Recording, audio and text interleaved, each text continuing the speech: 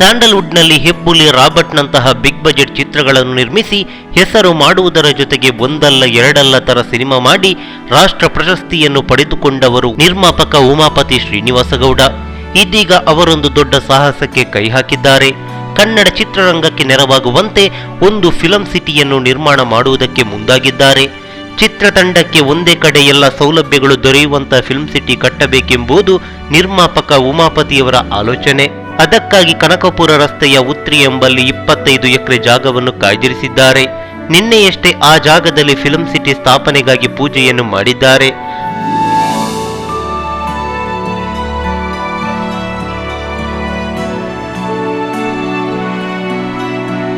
ಅಂದಾಜು 175 ಕೋಟಿ ರೂಪಾಯಿ ವೆಚ್ಚದಲ್ಲಿ ಈ ಫಿಲಂ ಸಿಟಿ ನಿರ್ಮಾಣವಾಗ್ತಿದ್ದು ಉಮಾಪತಿ ಫಿಲಂ ಸಿಟಿ ಎಂದು ಹೆಸರಿಡಲಾಗಿದೆ. 2022ರ ಒಳಗಾಗಿ ಚಿತ್ರೀಕರಣಕ್ಕೆ ಇದು ಲಭ್ಯವಿರುತ್ತೆ ಎನ್ನುವ ಮಾಹಿತಿ ಇದೆ. ಇದರಲ್ಲಿ ರಸ್ತೆಗಳು, ಹಳ್ಳಿ, ರೈಲ್ವೆ ಸ್ಟೇಷನ್, ಆಸ್ಪತ್ರೆ, ಬಂಗಲೆ ಹೀಗೆ ಒಂದೇ ಜಾಗದಲ್ಲಿ ಒಂದು ಸಿನಿಮಾ ಚಿತ್ರೀಕರಣ ಮುಗಿಸಲು ಏನೆಲ್ಲ ಬೇಕೋ ಅವೆಲ್ಲವನ್ನು ಇಲ್ಲಿಯೇ ಪೂರೈಸುವುದಕ್ಕೆ ಪ್ಲಾನ್ ರೂಪಿಸಲಾಗಿದೆ. ಇಂಥದ್ದೊಂದು ಯೋಜನೆಯನ್ನು ಮಾಡುವ ಪ್ಲಾನ್ ಬಹಳ ಹಿಂದಿನಿಂದಲೂ ಉಮಾಪತಿಯವರಿಗೆ ಇತ್ತಂತೆ. ಇದೀಗ ಈ ಯೋಜನೆಗೆ ಮುನ್ನುಡಿ ಬರೆಯಲಾಗಿದೆ. ನಮಸ್ಕಾರ.